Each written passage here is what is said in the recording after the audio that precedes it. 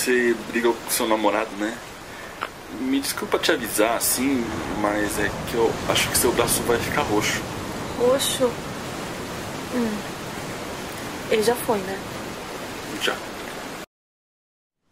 Você não tá afim de dar um mergulho? O mar tá tão azulzinho. Você me leva? Vai amarelar agora, vai. Não, é que é perigoso nas pedras. Se eu escorregar, você me segura. Que tal? Bom, tenho cabelos castanhos, pele dourada e olhos cor de mel. Nossa, que impactante. Será que eu posso fazer uma coisa um pouco mais impactante? Você tá bem vermelho. Tudo isso é paixão? Ué, como se você pudesse me ver. E você acha que pode me enganar?